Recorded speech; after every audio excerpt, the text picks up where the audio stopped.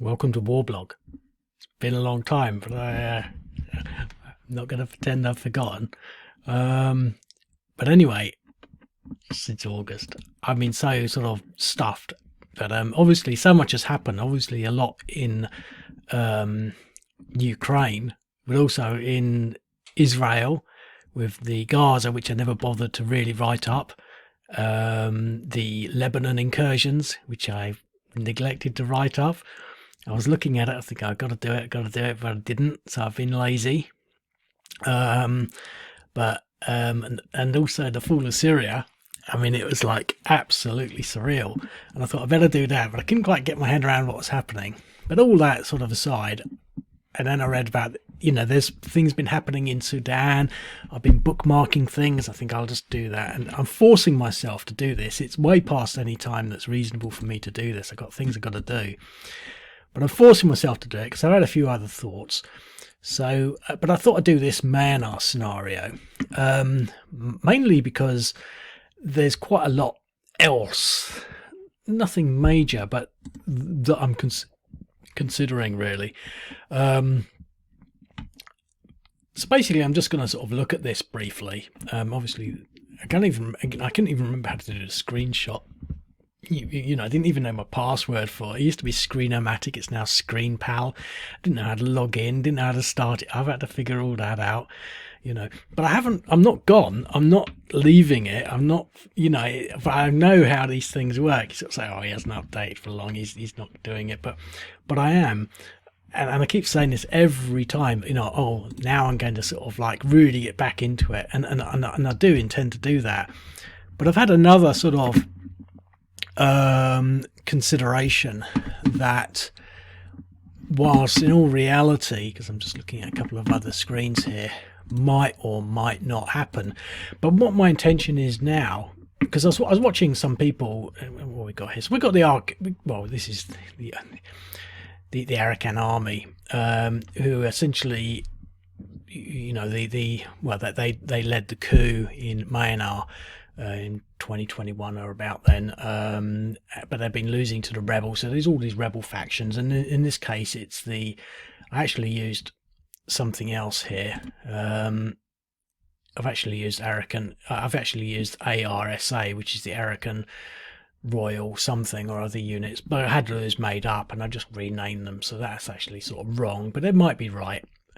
But that's not the point. But the point. So this is the Arakan army. Now this is the Myanmar army. So in the first instance, we got this sort of stuff going on. Well, let's face it, they're just both going to attack those units.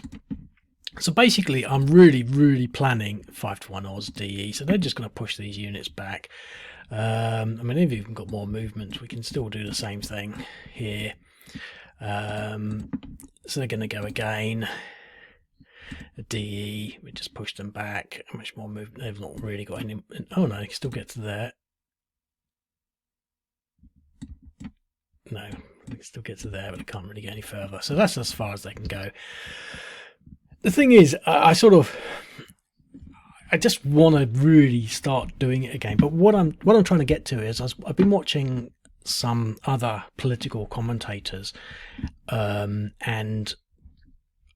I've never really got into political commentary before. I still look at the South Front side. I still do, but I don't do it as much because every time I even think about it, I think, oh no, because it's going to mean work, and it's like there's this big sort of gradient between me sort of like wanting to do it and I don't, because it sounds like hard work to me. So, because, I have to sort of write up a scenario, and it took me ages to write this, and I haven't even bothered filling in all the details. There's little towns, other roads. I've just done the minimum. I don't even care if it looks good, because I just want to do this video to sort of, say a few things really. But what I intend to do, because I've been looking through, well, I haven't looked through. I mean, obviously I've got all these social media things. I don't even know half of them do anymore, but obviously I've done loads of videos on YouTube, and I've also got, I mean, I don't even know if I've got it in here. That's kind of crazy really, because I mean, this used to be quite big. I'm looking for the Rumble channel. No, that's the Russian YouTube. So I don't even have it on here. Like, that's crazy, because there's a channel called Rumble, and it's I wouldn't say it's quite good. It's a total backwater. But the thing is, it's actually, I quite like it. And I've been watching some sort of people on there, and I'm going to continue to. I'm going to post on YouTube, but I'm also going to continue there. And hopefully, what I'm trying to get to is I'm going to maybe start doing some podcasting with me, you know. So what I'm hopefully going to try and do, because the thing is, I've been looking at some of these sort of political commentators, and they're talking about things, because the people that are, there's a river missing there, the people that were talking about, say, the Ukraine war, I mean, because that really got popular with people doing, you know, podcasts, you know, you wouldn't guess what happened next. They always really detracted me. They always sounded like total crap, and I never felt any way inclined to listen to any of them.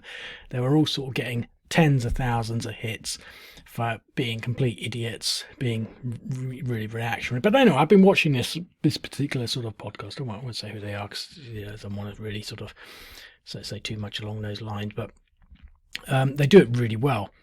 And it got to, you know, and I realised that what they would, and because I was interested, you know, I'm watching an entire video, like 30 minutes, of someone talking about the intricacies of the Syrian war, and everything made sense to me. It's just I couldn't really do it myself. I thought, you know, I could do that. That is really interesting. You know, it is sort of, yeah, it seemed, wow, suddenly. And the point is, I've got a huge resource, war blog, that I've been doing for years. It's not as though I got this idea. I'm already doing it. But the difference is, well, first thing is, obviously it's a talking head show, so you need a green screen. But the thing is, the key thing is, what he does, it sounds as though like I'm talking off the top of my head, and I haven't got a clue what I'm talking about. I couldn't even tell you what is really going on here. I just seen it in the news site on the BBC, and you know, I sort of, this is about as good as I can get, mottling together what's happening in this fall of I don't even know what this is, the fall of BGP5, which is a fort outside of here. So they're basically, you know, they end up taking this place quite easily, and you know, these are trenches full of spikes and things like that, and you know, the Myanmar army have a lot of air power that they can bring in. So if we sort of move this around, we can see that then they've got a lot of air power, so everything that comes in is going to get smacked. I had no idea what the game balance is going to be on here, so obviously they're getting attacked. Let's see what sort of, so they're on 2.35, 1.65, so they got all this air power that can come in, but obviously the whole idea is they swamp them over, and they just surrendered today. So it struck me as being a bit like that BNP now, and I can never remember things like that. But the point is, what I'm sort of thinking of doing, because this guy that I've been watching, I mean, it sounds as though he's just sort of talking, but you know, I think it also, there's probably no pretense that he does a lot of research. Now he's talking about the Syrian war, which obviously I know well from a certain perspective. Like, nothing he said really sounded odd to me. It's just, you know, his perception of what's happening was so much clearer, because I would just pick a scenario up out of South Front and run with it. You know, it's just the pictures and the orientation, and oh look, here's the counters here. But there's more to it than that, and I think that, you know, so what I'm thinking of doing, my idea is to create a talking head sort of podcast. So it'll just be a picture of me, but then I'll be able to, in some way, because I have no idea how these things work, but I'm based on a number of idiots actually doing it, I'm sure I should be able to learn. So my first few might be really bad, because, you know, I have no idea how to use it. And also, you know, I'm not exactly the sort of commentator type person, but obviously I've been doing this. I've got nearly 1,000, I've got probably 1,000 scenarios or so, and, you know, hundreds of videos. You know, so the difference is, you know, when it's,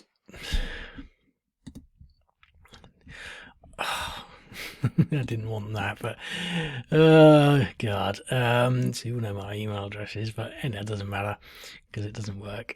That's why it's coming up. It doesn't work. But basically, what I'm trying to get to is that if you plan them all out. So what we're looking at here, for example, is the Wikipedia for this. And I never give anything because I don't like Wikipedia. They steal everything. Why do you think I want to give you money? I don't. I'm going to use your resources for free. But, it's all about sort of reading this and then sort of actually having an idea of who the People's Defence Force are. So this is a perfect opportunity, really, because the Syria war is very topical, Ukraine war is very topical, but this is not really covered. And so, I could wet my teeth on this by becoming incredibly familiar with the Myanmar conflict, with the protagonists, and so when this guy speaks, he'll talk about the belligerents. So he'll talk almost nonchalantly, well, it's the National Unity Government, and of course they're made up of the People's Defence Forces with allied ethnic armed organisations, including the Northern Alliance, the 4K Coalition. And when he talks about it, it sounds as though he really knows what he's talking about. But the thing is, he doesn't really. He's obviously just done his research, and he's done his research for that particular podcast. So what I'm sort of saying is, I will then, if I'm going to cover, for example, the one that I've just sort of mentioned here, if I'm going to cover this, I will actually do some research, and I will have my talking head, and then I will obviously play a little bit of the game, because I never really play it anyway properly. I'll play a bit of it. I might do more conventional, just a playthrough, but at the same time, I intend to sort of use it more as a platform to actually talk about, as a sort of a political commentator type talking head person, from the gaming perspective, but from a real world perspective as well, in a similar fashion to what this other guy does. Because it's very sort of factual. There's no opinion in there or anything like that. So he'd be sort of, talking about, it's like he talks about, the commanders, Dua Lashi La, Ming On Hang, Ma Win Kain Tang, and things like that. So just having the ability to start talking about that, and actually presenting something that will be meaningful and significant, with the backdrop being the game, because it's not going to change. It's not a pivot. It's basically an extension of what I've been doing, because I haven't been doing that many videos, and it's not because I'm not interested. It's just that so many things have been getting in my way. And I was looking at this stuff, and I think, it's like, when you're considering the meaning of life, so to speak, I think what I was considering, it's significant and substantial in its own right. He's not wasting his life. I mean, I don't think playing Warblog is wasting my life. But what I'm saying is, this could actually be, so amazing, so much better if I actually did maybe a more formal presentation of what's happening. And I could also do it historically. So I could say, okay, today's war blog is about Vietnam, and then actually talk fluently. And the thing is, I think it takes quite a bit of time to actually get to understand things. And I've always done the research, but I've never really sort of put a plan together for any of the videos that I do. So obviously what I'm saying is my videos would actually be planned. I would actually have, my main talking points outlined with, an understanding of the vocabulary that I'd be using, and that with the intention of making it interesting, informative, and entertaining, based on a hexagonal sort of format. And that's basically what I want to do. This is the basic point I want to make in this video, really. And I don't really even have the chance to sort of start off with sort of practicing with this Myanmar, campaign, because I can't even pronounce it. Is it Myanmar? Myanmar? I haven't put any thought into this video. All I've been doing is, because I watched this video probably about 2 hours ago, and I thought, you know what? I actually do just that.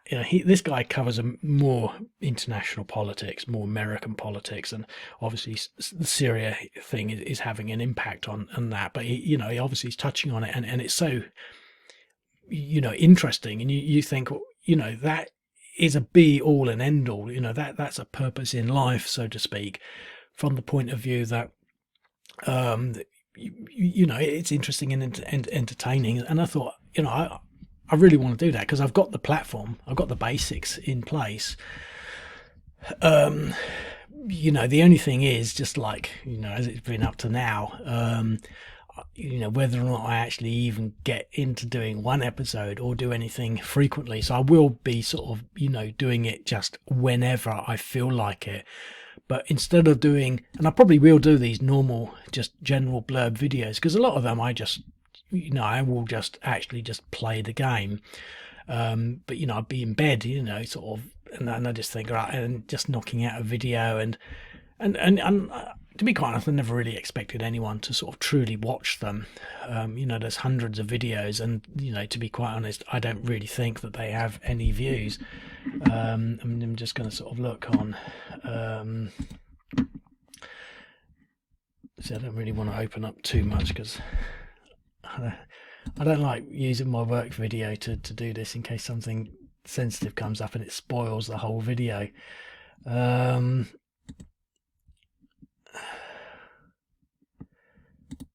Switch account. I've got 339 subscribers, which is nothing. There's I don't think I'd even want to sort of pontificate over that. But I've got 2024. That's me. Game introduction 2020. I've had 10 views on my last examination for the possibility of reaching a militipole.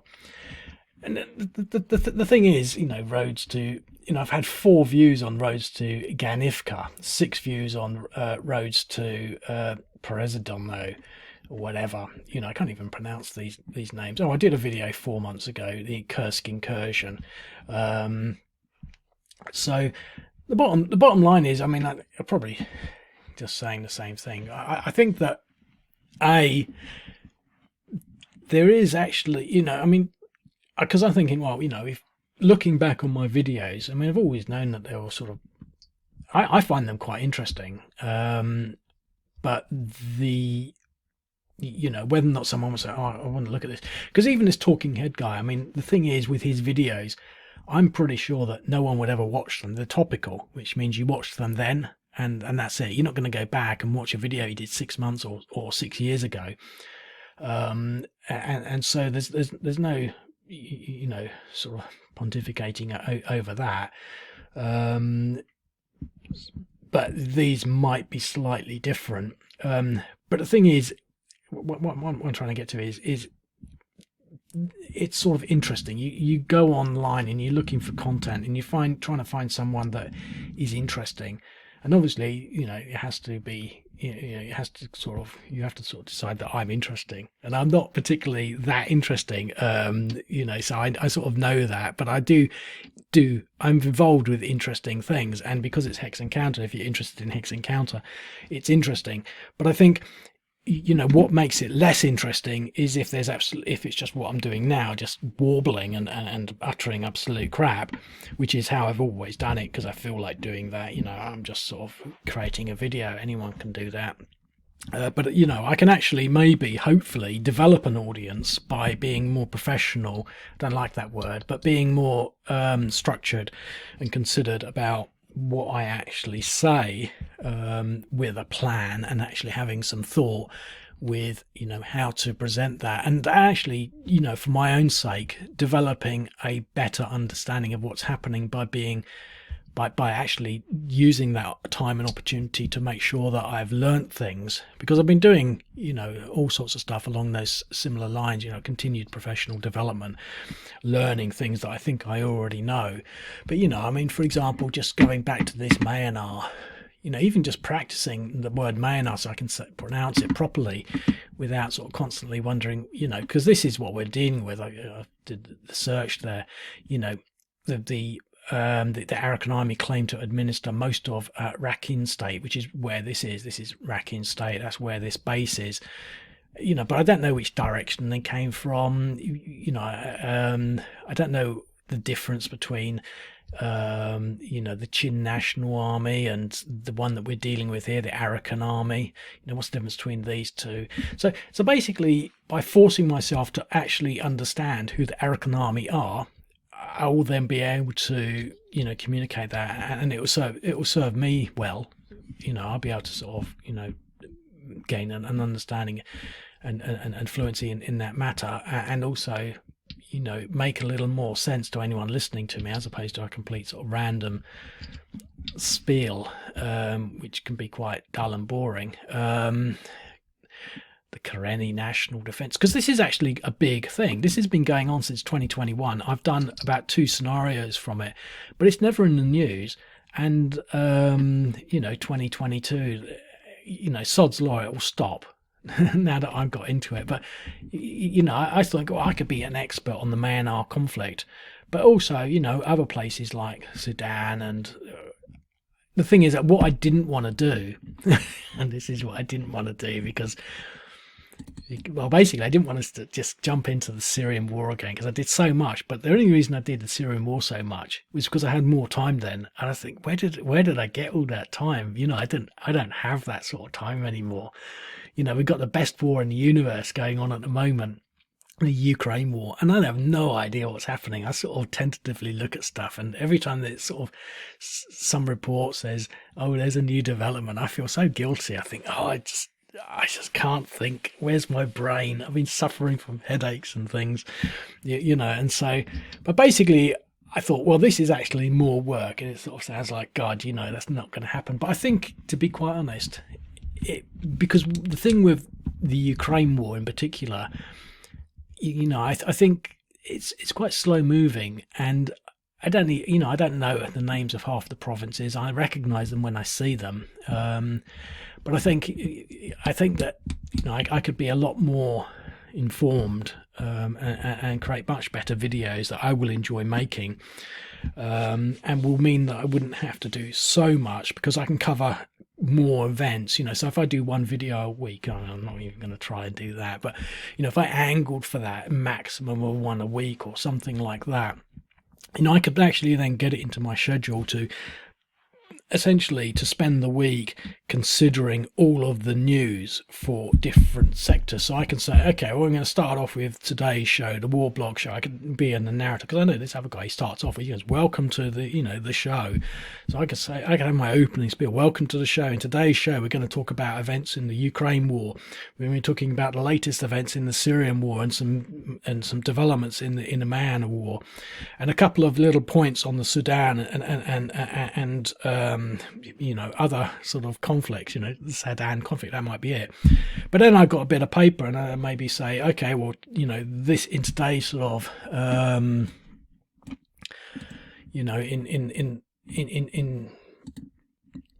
think you get the idea. But in today's Ukraine things, it's how late that is. So at least I've got something here. But in today's, we're talking about the Kursk things. I could actually use this map, and I could say, as you might remember, the Ukraine forces had sort of got all the way up to Novyanka. Well, and actually you know a bit about it. And then I could sort of say, but today, the 5th grouping of the Russian sort of like whatever battalion have actually moved in there, and they've also positioned themselves around here using my drawing tool, which I love. But then I can say, okay, and I can spend the 10 minutes actually just talking in a way that sort of makes sense, and maybe play the game, but maybe not, and then sort of move over and sort of because it's all Ukraine, isn't it? But I'm gonna have to go in there and put the full of for example, I never did this, and partly it was because I just didn't have time, but I also at the same time realised it was a very sensitive thing. But I think, I could actually do a lot more on this and actually complete it. I always felt a bit like I left it behind, and I didn't do the Lebanon one. I sort of, I'm just missing out on things. But, I could, again, they could say, well, meanwhile, in northern Gaza, this is a year ago. It's basically a year ago minus 4 days. I could say, meanwhile, in Gaza, this is the situation. The Israeli forces have now sort of, consolidated control over northern Gaza, and then moving on to, Syria. And I could say, well, this is their route from Idlib through to, Aleppo, and then through down to the capital in Damascus, and talking properly and fluently about things. So I've said that, I've laboured that point in my 24-minute video. I'm not going to play any more of this, I don't think. I just wanted to get something up, but I do want to get back into it, and if I don't, it's just because I'm just swamped. But I sort of sit here and I think, I spent quite a lot of my life working on this game, and I really love it, and I sort of really would quite like to spend more time doing it. And I think that, perhaps this perspective will get me more into doing things, even if in between I do the crappy, stupid, because they're easy to do. If I was just playing that game, I could just be talking about it, and then quite often talking about completely different things. But I'm just looking at my YouTube channel. I did my first general overview for YouTube, which has 45 views. I did that 8 years ago, so I've been doing this for 8 years. If you look at the number of scenarios there are over 1,000. There are over 1,000 scenarios, so that's a lot. There's 1,000 and 1, 2, 3, 4.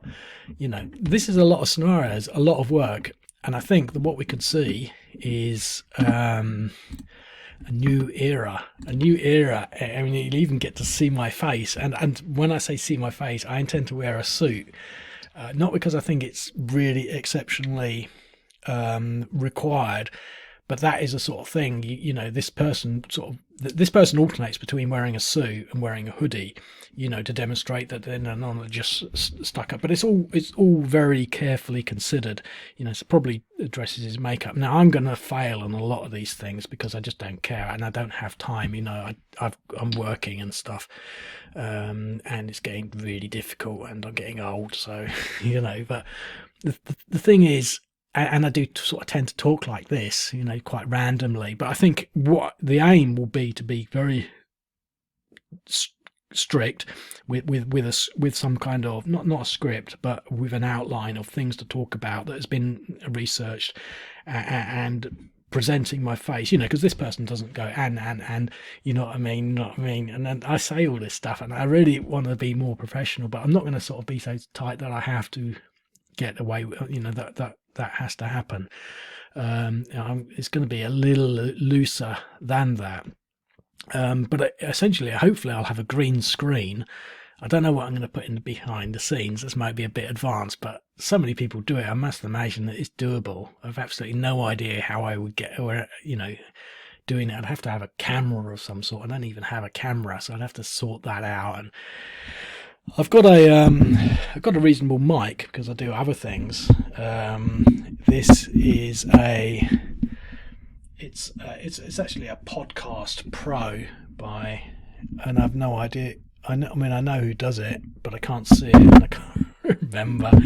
But it's actually it's supposedly a good mic, but it was, when I got it, I found it was really crap because it's just out of the box. It's a Podcast Pro, you just slap it into the computer, but unless you've got a preamp, it really doesn't record in any volume. So I've got a Focusrite preamp that it goes into, and that's on with maximum gain. Yeah, maximum gain. It's always around to maximum gain, and with that you get a modest volume. It's not loud, you would like to get it, turn it up really loud, but the point is I've got a reasonable microphone, and if I can get some kind of setup going, I'll give it a go, I think. But it's not going to be sort of something that I'm going to get too big on. But I think the thing that I'm actually also thinking, because I am sort of considering, hang on, how can I make this more entertaining? And I don't really want to make it that entertaining. I don't really want to develop a big audience because it's not my main thing. But what this guy does is, and this is what I want to do, and this is a big difference I think from this, is what he's actually doing is live casting. So it's easy. You just sit there, and once it's done, it's done. You don't even have to sit there and upload it afterwards. It's just there. So I'm going to do it hopefully on YouTube, because I actually still do want to get the YouTube audience, for what it's worth. I mean, considering that I spent 8 years getting 339 subscribers, with 701 videos. I've got another channel, to put it in perspective, and on that channel I have, I'll just have a quick look. That's the Reddit button. Where's the YouTube button? I'm looking on another screen. But on that other channel, I've got 617 subscribers with 408 videos. So it's still not anything really, but it's, at least I've got more subscribers than I got videos. but you know, that's something that, and that, to be quite honest, that's something that has been taking up a lot of my time. And but I was, you know, and I wasn't doing that when I started, so maybe that's where my time is going. But you know, but the thing with live streaming is that, you know, it's a lot easier. But on the live streaming, and I don't know how this will work, but you get people, you know, people can then see who's live streaming, and then they can actually start joining in the conversation. And this person really doesn't answer anything, but they do what you call super chats, which basically means you pay for a question and then the person answers it. But you know, this person has like thousands and thousands of subscribers, and you know, one of his live casts will have like 14,000 people watching it. You know, I imagine that if I did a live cast, I would be lucky if I had one person watching me. So it's very sort of a self-conscious thing that I think that I won't really care too much about. But I think that's going to be a bit of a sort of a strange thing, you know, because the thing is, if I do live casts, you know, and I'm on my episode 20 or 50 and I haven't had anyone make a comment or even pretend it's real, you know, in theory it could be a bit disheartening. But I've been doing this for 8 years without any feedback, so you know, I'm not sure exactly, you know, how I would treat something like feedback, whether I just ignore it until the end of the show. But I'm definitely going to call it like a show. I say something, welcome to the War Blog show, with an introduction, and then I will run through my pre-designed script and then finish it. So that's what I'm sort of intending to do. Obviously we've got that thing that you just saw there, Cloudflare. That's because the site is getting a lot of spam, and I still don't really know the true impact that that's having on playing the game. I imagine it could be quite irritating, whether I could remove it, you know. But the problem with that, you see, the problem with things like that is my level of programming is, I'm happy with it, it's fine. But when you've got, you know, something like this is so easy for the robots, it's like 1,000 pages. What the robots do, they go in there and they index every page. And I've taken off the timestamp, but the timestamp made it even worse because it made millions and millions of copies, and they just go in there. But a robot will come in and it will hit all 1,000 things, and obviously the server has to serve up thousands of, you know, pages. And although I've done quite a bit to sort of keep the information low, for example, this map, it doesn't have to generate this map from the database. It's actually generated a snapshot of the opening screen, so it just takes one. It just opens up the database once. It doesn't have to run through things. But when you play the game, it's actually building every time you press go, or anytime every time you press, you know, the return key. It rebuilds the map because obviously things have moved. But those are things that took up a lot of bandwidth and CPU. So basically, you know, those are things that sort of, I mean, the game still works, you know, amazingly after nearly 10 years, 8 years of running it. And I don't think there's anything changed other than there's a lot more hostile bots, and I don't think they're there by chance. You know, they come down and they're trying to take this site down. They're attacking it by, you know, going through all of the resources that it's got. And so I have taken measures to sort of address that, because obviously there are people paying to use the game, and it's, to some extent, it's, you know, in part of that I'm sort of interested in maybe developing this show. I'm going to call it a show, but I'm not going to be too serious about it. And as I said, I only decided a couple of hours ago, so it's all still wet paint, and whether I do anything is another thing. But you know, I'm sort of thinking, oh yeah, I'm going to do that. You know, I'm going to do that because it's, you know, you look at him and you think, well, what do you do with your life? And you sort of think, well, you know, that's quite reasonable. You know, he's very, you know, it comes off as sort of, you know, interesting. But I think I've already, you know, proved my caliber and proved my worth by having, you know, such a substantial site, because, you know, quite clearly, you know, you can just jump straight in here, and, you know, there's all sorts of interesting things, you know, like this, the recapture of Tripoli, and sort of, oh, that looks interesting. Look, you know, to me, it looks like there's way too much units in there. But you sort of think, oh, if you're a war gamer, you start to sort of look at that, and, you know, I mean, there's enough in there. It's not as though I've got this idea for this site and I'm going to play hex and counter games and talk about war. I've done it. I've been doing it for 8 years, so I got a pedigree to work from, and I don't think I can fail because it's such a loose structure already. But I think another thing is I think it's a personal challenge to do something that I find difficult, because when I did this other site, I talk a load of crap on this channel, but my other site, which has as I sort of intimated, quite a lot more subscribers, and it's really nothing. It's sort of dead in the water, just like Warblog really. There's no real sort of activity on it. It does get about 20 repeat people a day. 20 repeat people are sort of whatever per day.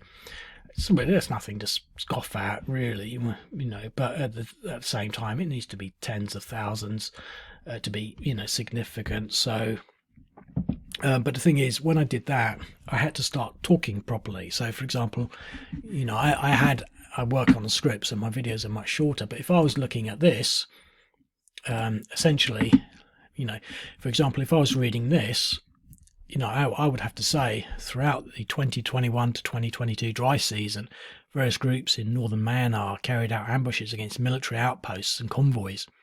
The Kachin Independence Army, KIA, and the KDP, the KDF, attacked convoys in Minoni and Hurpank townships. Now, the thing is, I got that wrong.